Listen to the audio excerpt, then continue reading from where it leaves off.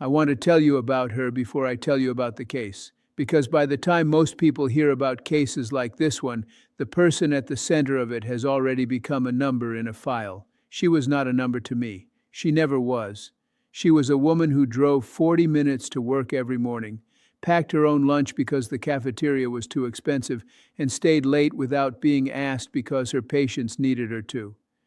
I want you to start there, with her name and with what kind of person answers to it. I have held this story for a long time, not because I was afraid to tell it, because I wanted to tell it right. Subscribe and turn on notifications. That is the only reason I am here today, to tell it right to the right people. Subscribe before I keep going. There were 3 moments in that courtroom where the room went completely quiet. Not the kind of quiet that happens between sentences. The kind that settles when something true has entered the room and nobody knows what to do with it yet. I am going to tell you about all 3, but I want to start with a fragment of the 3rd one.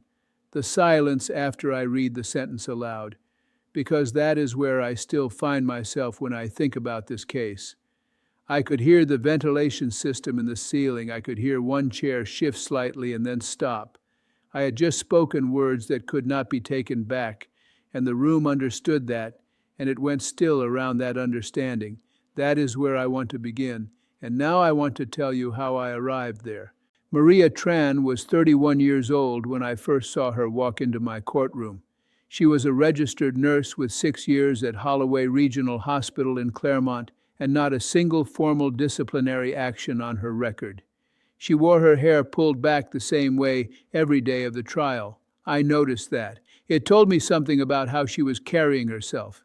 Carefully, the way you hold yourself when you have already lost something and are trying not to lose anything else.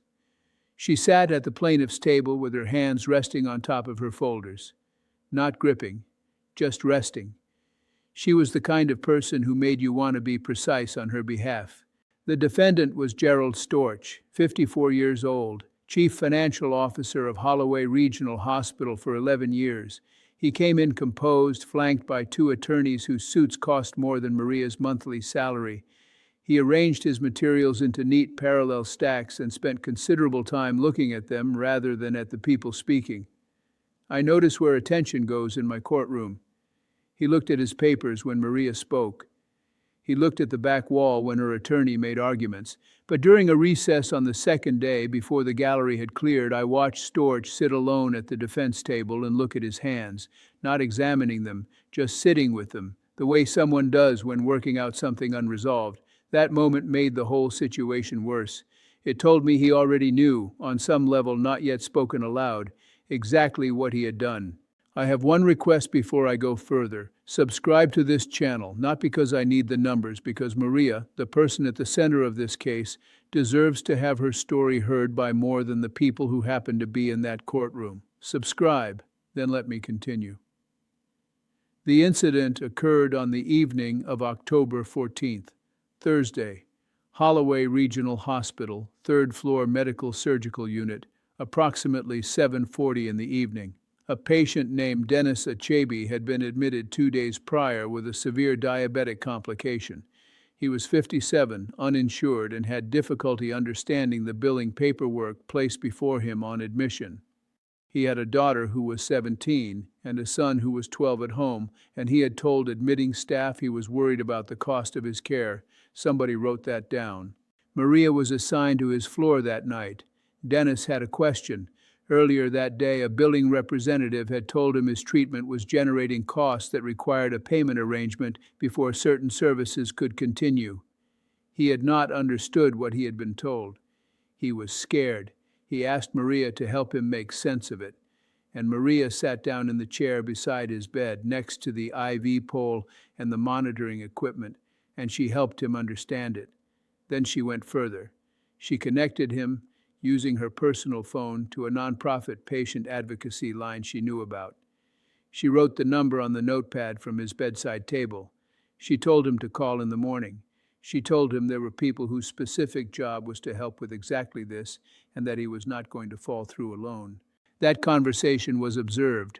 A charge nurse supervisor reported it to administration the following morning, describing Maria's actions as unauthorized financial counseling and interference with billing protocol. Gerald Storch received that report.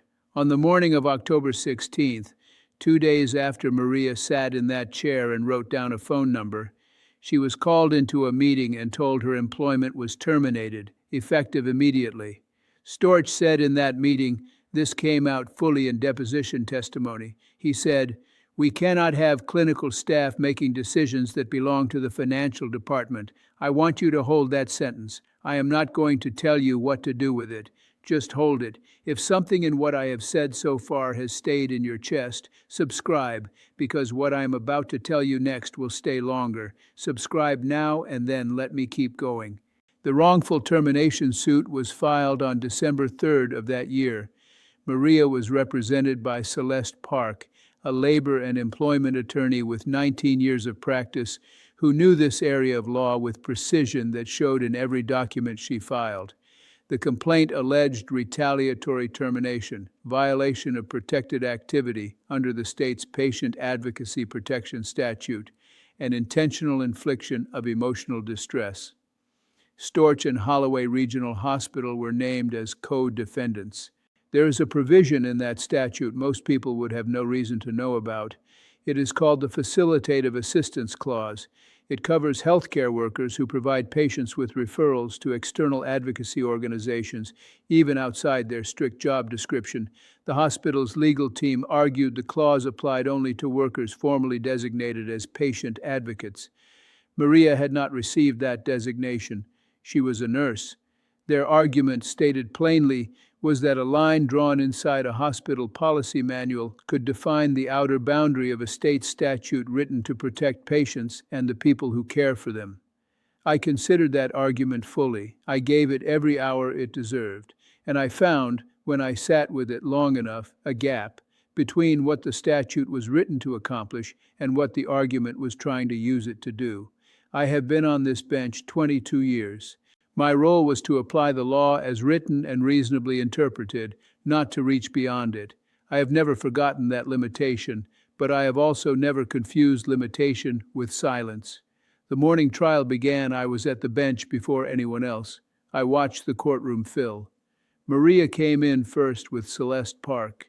Before sitting, she looked at the room the way someone surveys a space they will need to hold themselves together inside. She found her chair, set her bag down, and placed a small photograph face down on the table in front of her. She did not look at it again during the morning session, but she needed it there, within reach. I was the only person positioned to see it clearly from the bench. I do not know whose photograph it was. Storch entered with his attorneys and a paralegal. He acknowledged his counsel, arranged his materials, then looked toward the gallery and found his wife immediately in the third row.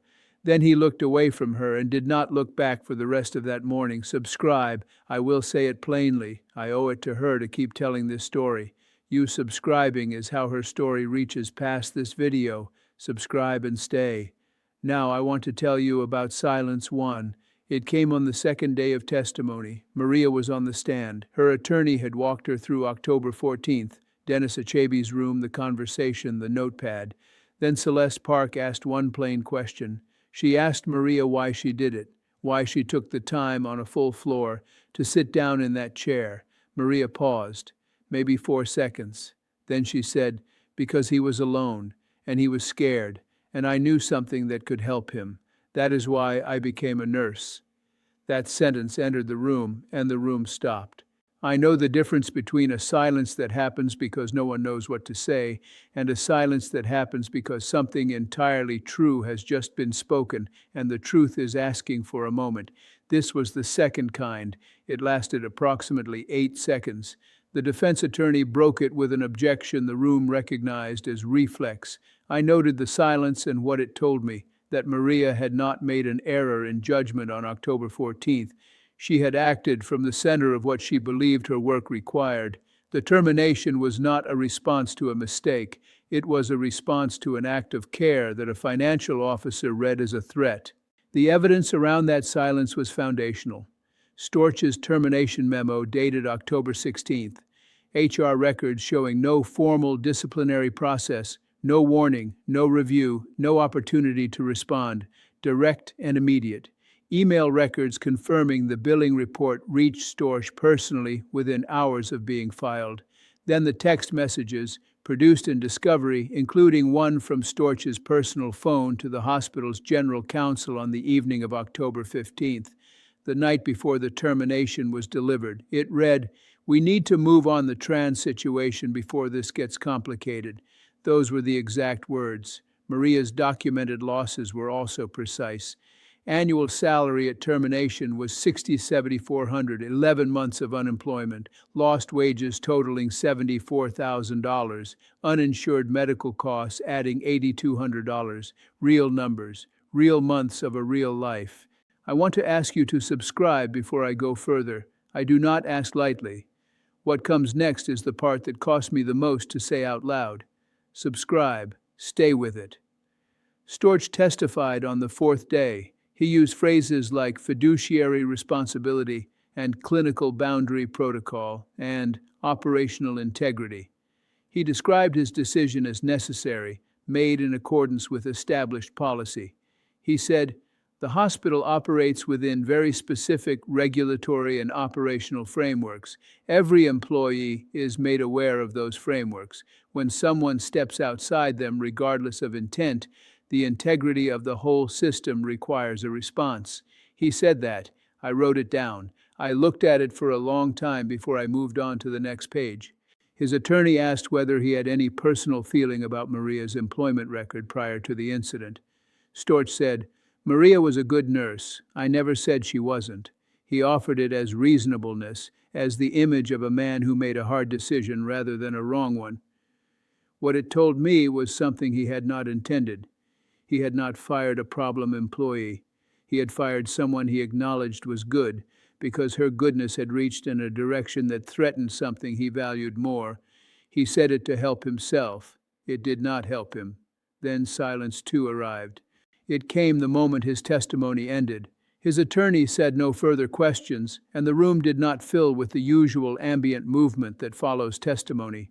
It went quiet in a way completely different from the quiet after Maria had spoken. The first silence had been recognition, a room receiving something true and pausing to hold it. This one was different. This was the silence of a room that had heard the final version of a story and arrived, without announcement, at a collective decision about it. I have felt that particular silence perhaps a dozen times in 22 years. You do not mistake it. One witness statement from this section I have not forgotten came from Priya Nair, a nurse who had worked alongside Maria for 4 years. Asked whether she had ever seen Maria act outside her clinical role, Priya said, "I have seen her stay with a patient who was crying at 2 a.m. because nobody else was going to stay. I did not look up the protocol for that." She said that in a deposition. Even on paper, it carried something. If you are still here at this point in the story, you already understand something important about why I am telling it. Subscribe. This is what I do now. I tell the cases that stayed with me. Subscribe, and you will hear the rest of them. I want to tell you about a memory that came back to me during this trial. When I was 11 years old, my mother was hospitalized, a routine procedure that became briefly something less routine. I sat alone in a waiting room corridor, trying to hold myself together the way children do when they do not yet have words for what they feel. A nurse came out, not to find my father, who was with the doctor, but to find me, and sat down beside me in a plastic chair and told me my mother was going to be fine. She did not have to do that. No policy required it. She saw a child sitting alone and decided the boundary of her job included him. I never knew her name. I have not known it for more than 50 years. I sat in that courtroom and thought about her, and thought about what would have happened to her if a man with a financial report had watched her walk down that corridor and decided it constituted unauthorized comfort. I placed that memory next to this case without explanation. I did not need one. I have not told you what I ordered yet. Subscribe before I do, not because it is dramatic, but because I want to explain every part of it, and I want you to be here for the explanation. Subscribe now.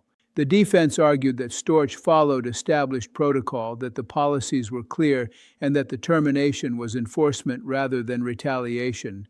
Some elements of the emotional distress claim carried genuine technical complications under applicable case law, and I gave those arguments real consideration. But in closing, the defense lead attorney said something meant to anchor their entire case, and that instead told me something she had not intended. She said, Maria Tran made a personal choice to go beyond her role. Whatever her motivations, the hospital had every legal right to respond to that choice. Whatever her motivations, that phrase was meant to establish the legal irrelevance of intent. What it established for me was that the defense had accepted the full accuracy of Maria's motivations and had decided their accuracy simply did not matter. They asked me to agree with that. I could not. Now let me return to Silence 3 completely. I read the sentence from the document in front of me. I spoke it in the voice I have used in that room for more than 2 decades. When the last word left the room, the silence came. The ventilation, the single shifting chair, the stillness of something permanent just spoken. Maria sat very still at the plaintiff's table. I could not see her face from my angle, but I could see her shoulders, and they did not move for a long time. Celeste Park placed one hand on the table directly next to hers, not on her hand, next to it. That was precisely the right thing to do. Here is what I ordered. I am ordering you, Gerald Storch, to pay $218,000 in compensatory damages to Maria Tran. This figure represents her lost wages, uninsured medical costs, and documented harm to her professional standing. These are not symbolic numbers. They are the actual cost of 11 months of her life paid without earning the debt. I am also ordering a $75,000 civil penalty directed to the Patient Advocacy Fund administered by the State Health Department, the fund that exists specifically to help uninsured patients in situations exactly like Dennis Achebe's. This hospital created that situation. This hospital will fund the response to it. I am suspending Gerald Storch's eligibility to serve in any administrative capacity at any licensed healthcare facility in this state for 3 years. During that period, he may not sign an employment action, may not participate in any termination decision, and may not hold authority over clinical staff anywhere in this jurisdiction. That is the time required for the people who would otherwise be under his authority to work without the specific threat his judgment represents. I am ordering 200 hours of community service assigned specifically to the Patient Financial Advocacy Program at Claremont Community Health Center, the same nonprofit whose number Maria wrote on Dennis Achebe's notepad. He will work directly alongside those advocates. He will be present for the conversations that happen when someone like Dennis calls a number written by a nurse who chose to give it. And there is one more thing. I am ordering Gerald Storch to issue a written public statement, published in the hospital's internal staff communications and in the Claremont Regional Newspaper of Record, acknowledging specifically what occurred, what Maria Tran did and why, and what it cost her. That statement must contain no passive language. It must name Maria by name. It must be reviewed by this court before publication. She was called the Tran situation in internal communications. She will be named clearly and publicly by the person who made her nameless. Now let me say to you, Gerald Storch, what I said in that room. You did not make a procedural error. You made a deliberate decision about what mattered more than a nurse who had given 6 years to patients in your facility. You decided the structural order of your billing operation mattered more than the well-being of a man alone and frightened in a bed on your 3rd floor. What it cost her was 11 months of her life, her insurance, her income, her professional record, and the specific weight of explaining an unexplained gap to every interviewer she faced after you signed that memo. To your family in the gallery, I am not addressing you as people who share his culpability. I say only that love is not simple, and I do not take that lightly. You held a position that required you to protect everyone inside those walls, the people in the beds and the people at the nurses' station both. You chose something else. This is how the direct address ends, not with a statement about you. Maria Tran sat down next to a man who was frightened and alone, and she stayed with him. and she gave him something that cost her nothing except the courage to believe her work required it. That is what I said last in that room. It is what I want to say last here. Thank you for staying with this. I mean it in the specific way you mean something when it costs you something to say. Subscribe if you have not yet. You already know why you are still here. After the sentence, I did not move from the bench immediately. The courtroom shifted the way courtrooms do when a verdict has landed and formality relaxes back into something human. Celeste Park leaned close to Maria and said something quietly, and Maria nodded once and then again. Then she reached for the face-down photograph on the table, looked at it for several seconds, and placed it carefully into her bag. When the room was nearly empty, I stood. The defense table had a single blank legal pad on it. The plaintiff's table had nothing at all. The room smelled the way it always does after a long proceeding. Recycled air, paper, the staleness of words fully said and impossible to revise. That is what I noticed. That is all I will tell you about how I felt. The appeal was filed 4 months later. The Third District Court of Appeals heard arguments and affirmed the judgment in full 8 months after that, stating plainly that the facilitative assistance clause does not require formal employer designation and extends to any licensed healthcare worker who connects a patient with external advocacy resources in a clinical setting. The hospital paid within 60 days. I heard this from Celeste Park. Her tone was not triumphant. It was the tone of someone who has done enough of this to understand that payment and full justice are related but not the same. On March 9th of the following year, Maria Tran was hired as a patient advocacy liaison at Claremont Community Health Center, the same organization whose number she had written on a notepad. She now sits with patients like Dennis Achebe through their paperwork and their fear. I heard this the way you hear things that feel like they were always meant to happen, even though nothing about what preceded them was inevitable. I am placing it here and leaving it where it is. There is a question I have carried since this case. I still do not fully know what Gerald Storch believed he was protecting the morning he signed that termination. Whether the decision felt small when he made it, the way decisions feel small until someone lays out every edge of what they cost. I do not know. What I do know is this. Grief and clarity are not opposites. In my experience, one tends to produce the other if you sit with it long enough and honestly enough. What sitting with this case produced in me was not a lesson I can hand to you. It was a quiet, unmovable certainty about what it means to be inside a room where someone is afraid, and to have something that can help them, and to choose to use it. To anyone who has ever been in Dennis Achebe's position, sitting in a hospital bed feeling the weight of a system not built with you in mind, I want to name what I saw in Maria's face during those proceedings. It is not fear and not defeat. It is the expression of someone who did the right thing and was punished for it and has not yet received confirmation from anyone they trust that it was worth what it cost. That expression has a specific quality. If you know it from inside. I saw it in Maria's face, and I received it with full attention and without flinching. You deserve to be seen that way too. To anyone in a position like Storch's, with authority over people whose work places them inside human need every day, I want to ask the one question I could not ask from the bench because it was not a legal question. When the policy and the person are in conflict, which one do you look at first? Sit with it. And I offer you this plainly. The people under your authority are not a threat to the system you manage. They are the living reason the system is supposed to exist. The day you forget that distinction is the day you become the defendant in a case you will spend years explaining. There are other people I want to speak for. Other cases where someone needed a voice in that room and what they received instead was procedure. Subscribe and I will tell you those stories when I am ready to tell them. This was the first one I was ready for. The photograph. The small face-down photograph she placed on the table before the first morning began and reached for before she left on the last day. That detail has stayed with me longer than the verdict, longer than the sentencing, longer than the appellate ruling. I do not know what it was. I know she needed it within reach. I know when it was over, it was the first thing she reached for. That is why I told you this story. If you want to hear the others, and there are others, subscribe. That is all I'm asking. Subscribe and stay. If you find yourself in the comments, say what you need to say. I will read it. I think of that space as a room where people who care about the same things find each other, and I do not take that lightly. Maria.